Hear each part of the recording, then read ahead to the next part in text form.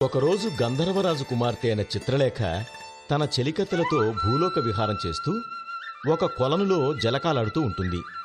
ఆ సమయంలో అరుణకేశి మహాముని శిష్యులు అటుగా వెళ్లటం గమనించి, వారు తమని గమనించి ఉంటారనే అపోహతో స్త్రీలు జలక్రీడల్లో ఉండగా అటుగా రాకూడదు అన్న కనీస జ్ఞానం కూడా లేని మీరు జ్ఞానశూన్యులు, బుద్ధిహీనులుగా జీవించండి అని ఘోరంగా ఆ మునికుమారులను శపించింది. ఆ శాపవృత్తాంత విన్న అరుణకేశి మహాముని శిష్యులను ఓదార్చి, సౌగంధికపురంలో ఉన్న మహాపండితుడు అయిన పరమానందయ్య గారి శిష్యరికంలో మీ శాపకాలాన్ని జాగ్రత్తగా గడుపుకోండి అని ఆజ్ఞాపించాడు.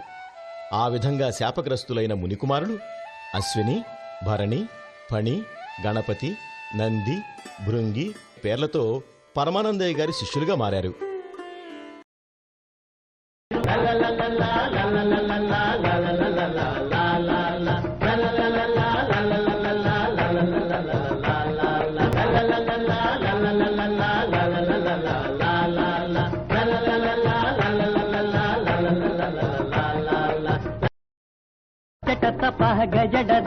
పచ్చడి బద్దలురా, పచ్చడి బద్దలురా, నీకేం తెలుసును పోరా నిమ్మకాయ పులుసురా, దబ్బకాయ పులుసురా, గురువు గారికేమి తెలుసు కొమ్మడికాయ పులుసురా.